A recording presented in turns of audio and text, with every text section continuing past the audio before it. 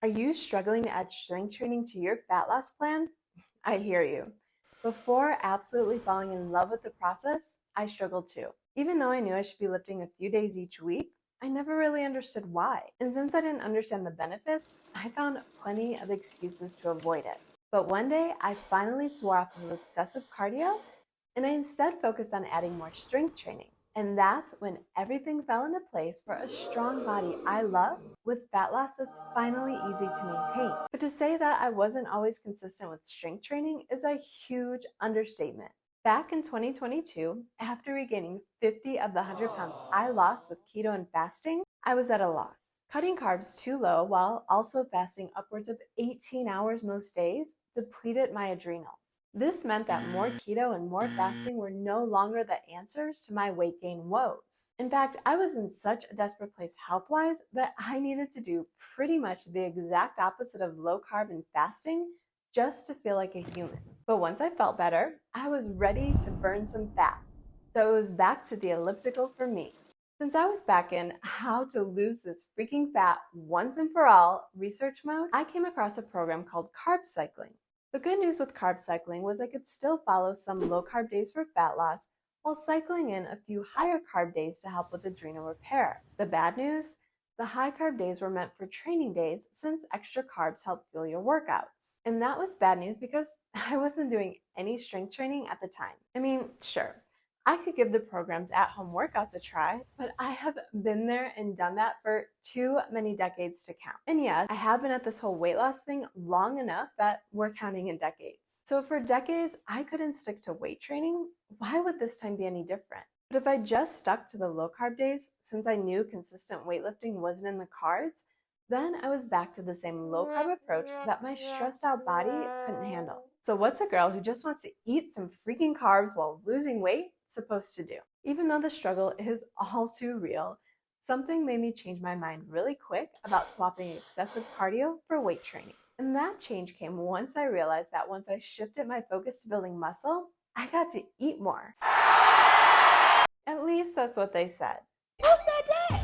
Who said that? Who said that? And even though it sounded too good to be true, I gave it a try. Because after 30 years of starvation diets, while always ending up right back in the same place I started, I was ready to leave starvation diets in the past. But they being the bodybuilding crowd, promised that not only could I eat more once I added weightlifting, but that I actually should eat more, as in, it's a requirement. And that's because building muscle requires calories, more specifically, calories from protein, which isn't to say that I had to cut out all carbs or fat, because those macros still have their place when it comes to building muscle. While I still had to be in a calorie deficit in order to shed fat, if I wanted to take advantage of body recomp, aka getting that toned look that most women want, then I had to eat more than I did while on any other diet, like a lot more. Just to give you an idea of how much more, as a 5'7" woman who started at 189 pounds, most online calculators suggest a calorie range between 1,300 to 2,000 calories per day. Now, what woman who has 50 pounds to lose chooses the small deficit? Because can you even really make progress like that? So the past me would have always chosen the quickest way to lose weight, or in this case, the 1,300 calorie option. And I'd always stick it out for a few weeks while feeling miserable the entire time, right before regaining everything I lost once the uncontrollable binge eating began. But when I instead fueled my body with enough nutrients to build muscle, while understanding that fat loss is more sustainable when it happens at a slower pace, that's when everything started falling into place.